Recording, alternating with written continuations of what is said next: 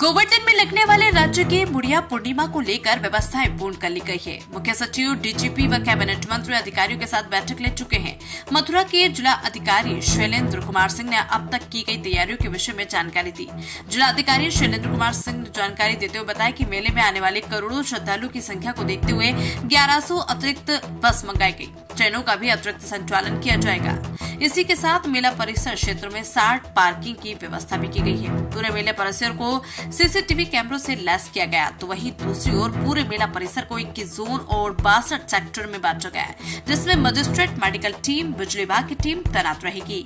अधिकारियों की 12-12 घंटे ड्यूटी लगाई गई और ड्यूटी पर तैनात अधिकारी तब तक अपनी ड्यूटी से नहीं हट सकता जब तक कि दूसरा अधिकारी ड्यूटी पर न जाए।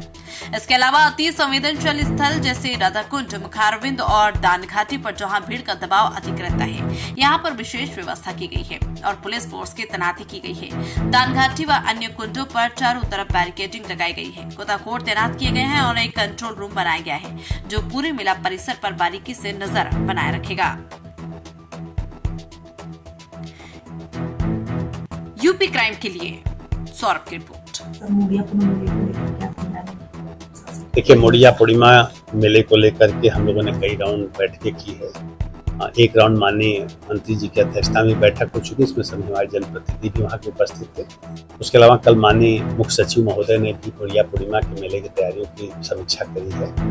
हम लोगों ने मुड़िया पूर्णिमा में, चूंकि यहाँ का ऐसा पर्व है कि जिसमें सबसे ज़्यादा श्रद्धालु पूरे देश से, पूरे प्रदेश से और आसपास के प्रदेशों से बड़ी संख्या में श्रद्धालु जन आते हैं, जो विगत वर्षों का अनुमान है कि 1 करोड़ से ऊपर लोग मुड़िया पूर्णिमा में उन 5 दिवसों में परिक्रमा देते हैं। इस बार का मुड़िया पूर्णिमा मेला 15 तारीख से लेकर के 22 जुलाई तक चलेगा।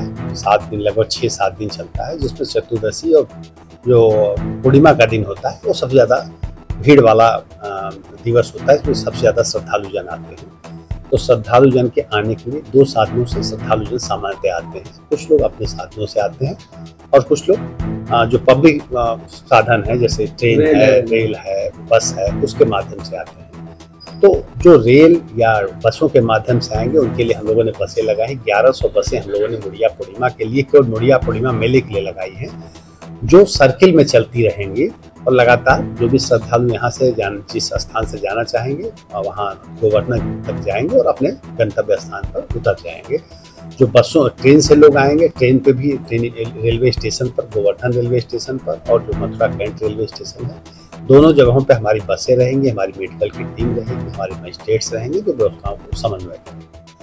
मुड़िया पूर्णिमा में जो पार्किंग है, लगभग 60 से ऊपर हम लोगों ने पार्किंग स्थल चयनित किए हैं, क्योंकि मानसून भी इसमें सक्रिय है, बारिश भी होगी, इसका भी हम लोग प्रेडिक्शन कर रहे हैं। तो बारिश होती है तो किस तरह से पार्किंग को व्यवस्थित करेंगे, इसके बारे में भी हम लोगों ने प्लान तैयार किया है। तो जो लोग आएंगे, परिक्रमा देंगे, परिक्रमा के दौरान कोई असुविधा न हो, इसके लिए पूरे परिक्रमा मार्ग को हम लोगों ने सीसीटीवी कैमरे से कवर किया है। उसके अलावा पूरे परिक्रमा मार्ग पर स्ट्रीट लाइट लगाई गई है और पब्लिक एड्रेस सिस्टम लगाया गया है, जिससे अगर कोई व्यक्ति खो जाए, आपस में मिसप्ले एक दूसरे को न खोज पाए, तो हमारे कंट्रोल रूम के माध्यम से हम उनको मिलाने का भी काम करेंगे अगर कोई एक दूसरे से किसी कारण से अलग हो गए भीड़ के कारण। तो इसके लिए कंट्रोल रूम हमारा जो है, उसमें हमारे सीनियर ऑफिसर्स लगाए जा रहे हैं, जो राउंड द क्लॉक पूरे पर इसके मुड़िया पूर्णिमा के दौरान हमारा कंट्रोल रूम काम करेगा। कुछ हमारे संवेदनशील स्थान होते हैं जहाँ पर भीड़ का प्रेशर ज़्यादा रहता है, जैसे राधा कुंड हो गया, मुखारबिंद हो गया और जो हमारा दान घाटी है, ये सब ऐसे स्थल है जहाँ पर भीड़ ज़्यादा होती है। ऐसे मानसी गंगा है जहाँ पर लोग स्नान करते हैं। तो जितने कुंड हैं, हमने सभी कुंडों की बैरिकेडिंग कराई है। मानसी कुंड में लोगों को स्नान करने में किसी तरह की असुविधा न हो, वहाँ व्यवस्था की जा रही है। वहाँ अलग से अधिकारी भी तैनात करेंगे जो इन व्यवस्थाओं को देखेंगे।